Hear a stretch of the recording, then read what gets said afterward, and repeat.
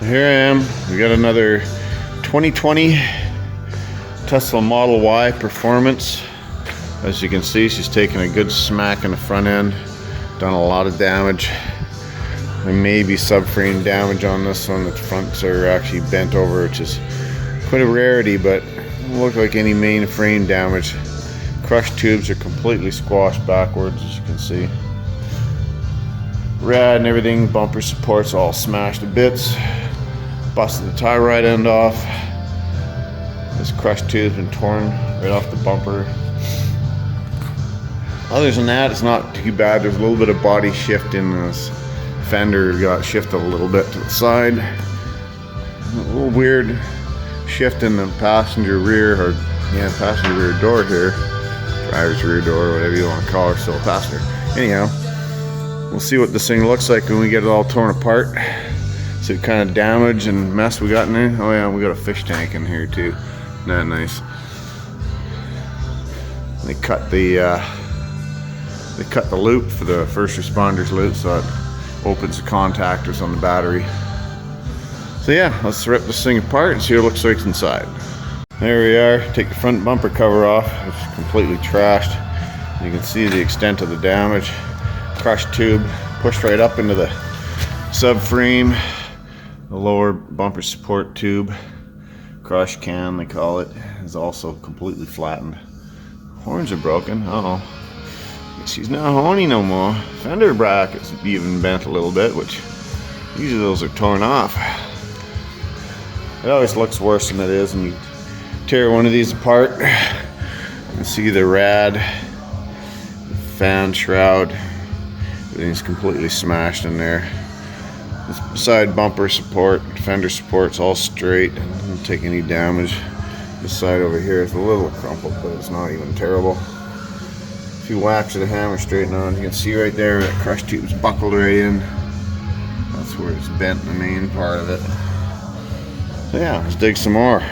Yeah, so Tesla took a pretty good smack. I rubbed down a guardrail, busted everything up pretty good. Radiator. There's no damage underneath though. Good. I don't even think the subframe is not bent. Maybe find out once we get some measurements done on it.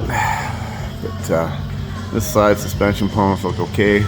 The rack, as they usually do, breaks in the same place all the time. The rack snaps in half there every time. If it's gonna break, it breaks there. Yeah, crushed tubes. That one's gonna be fun to get out. Be surprised though, you unbolt the bolts and those things usually just fall right out, even though they're mangled all the hell, they'll still just come right out. But always looks worse than it is. Definitely wheels are toast. Because we have another genius here that's driving on complete slicks, and you wonder why. I love the genius of this one too. They undercoated this car. They undercoated the plastic. Who in the fuck puts undercoating on plastic parts? Like, what a freaking mess. Undercoating on all the plastic covers and shit. Like, what fucking idiot would do that? And he even undercoated the inside of the fender wells, which are plastic, sprayed with undercoating. People, you do not need undercoating on these cars. These things are sealed up. Nothing gets inside of nothing in these cars. You look inside where the shields normally are, and the stuff stays completely dry and clean. No crap gets inside of these things anywhere. That's the point of these cars. They're sealed up so no air drag, but even the battery completely sprayed with undercoating. What a freaking mess. So yeah, and this genius driving on fucking racing slicks. Cords are coming out of the tires. And you wonder why they get in an accident, right? Tire got nailed too. Yep, anyway, let's continue on, see how much more scrap pile we can get.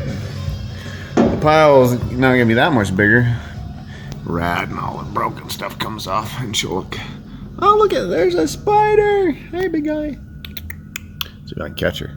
There she goes. Oh, I scared her. Oh, she's on my hand. Oh well.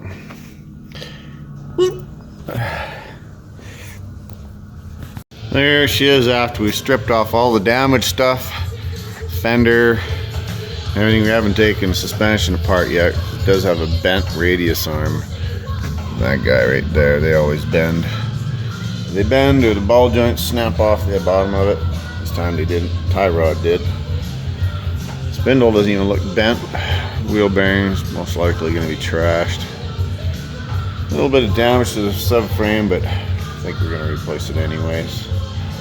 No damage to the main frame area. Everything's straight.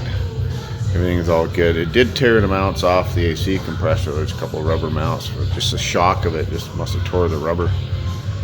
Other than that, she's good. Well, yeah, we did pull the rack out of it. Showed you earlier the broken rack.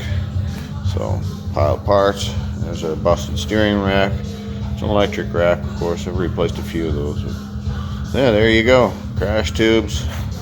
She's ready for new parts. Start bolting them back together again.